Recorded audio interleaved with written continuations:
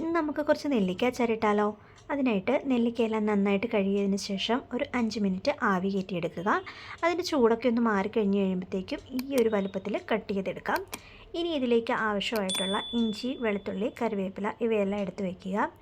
ഇനി ഒരു പാൻ ചൂടാക്കി അതിലേക്ക് എണ്ണ ഒഴിച്ചു കൊടുക്കുക. എണ്ണയൊന്ന് ചൂടായി വന്നു കഴിയുമ്പോഴത്തേക്കും കടുക്, ഉലുവ എല്ലാം ഇട്ട് കൊടുക്കാം. അതൊന്ന് പൊട്ടി വന്നു കഴിയുമ്പോഴത്തേക്കും നമുക്കിതിലേക്ക് നമ്മൾ നേരത്തെ കട്ട് ചെയ്ത് വെച്ചിരിക്കുന്ന ഇഞ്ചി, വെളുത്തുള്ളി എല്ലാം കൂടി ചേർത്ത് കൊടുക്കാം. എന്നിട്ട് നന്നായിട്ടൊന്ന് ഇളക്കി കൊടുക്കുക. അതിനുശേഷം ഇതിലേക്ക് ആവശ്യത്തിന് ഉപ്പും കറിവേപ്പിലയും കൂടി ഇട്ട് കൊടുക്കുക. ഇനി ഇത് നന്നായിട്ടൊന്ന് മൂക്കുന്നിടം വരെ വെയിറ്റ് ചെയ്യുക. നന്നായിട്ട് മൂത്ത് വന്നു കഴിഞ്ഞ് കഴിയുമ്പോഴത്തേക്കും ഇതിലേക്ക് മഞ്ഞൾപ്പൊടി, മുളക് പൊടി, കാശ്മീരി ചില്ലി പൗഡർ ഇതെല്ലാം കൂടി ചേർത്ത് നന്നായിട്ട് ഇളക്കി ഇത് ചെറുതായിട്ടൊന്ന് മൂത്ത് വന്നു കഴിയുമ്പോഴത്തേക്കും ഇതിലേക്ക് നമുക്ക് ചൂടുവെള്ളം വേണം ഒഴിച്ചു കൊടുക്കാനായിട്ട്.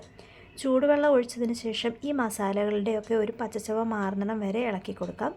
അങ്ങനെ ഇതിൻ്റെ പച്ചച്ചവയൊക്കെ ഒന്ന് മാറിക്കഴിഞ്ഞതിന് ശേഷം ഇതിലേക്ക് നമുക്ക് വിനീഗർ ഒഴിച്ചു കൊടുക്കാം. വിനീഗർ ഒഴിച്ചതിന് ശേഷം നന്നായിട്ട് ഇതൊന്ന് തിളയ്ക്കാൻ വേണ്ടിയിട്ട് വെയിറ്റ് ചെയ്യുക. അങ്ങനെ തിളച്ച് കഴിഞ്ഞ് കഴിയുമ്പോൾ നമ്മൾ നേരത്തെ കട്ട് ചെയ്ത് മാറ്റി വെച്ചിരിക്കുന്ന നെല്ലിക്ക ഇതിലേക്ക് ഇട്ട് കൊടുക്കുക. നെല്ലിക്ക ഇട്ടതിന് ശേഷം നന്നായിട്ടൊന്ന് ഇളക്കി യോജിപ്പിച്ചെടുക്കുക. എന്നിട്ടൊരു 5 മിനിറ്റ് അടച്ച് വേവിക്കുക.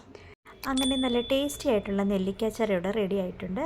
അപ്പോൾ ഇതെല്ലാവരും ഒന്ന് ട്രൈ ചെയ്ത് നോക്കണേ. Bye bye. Thank you.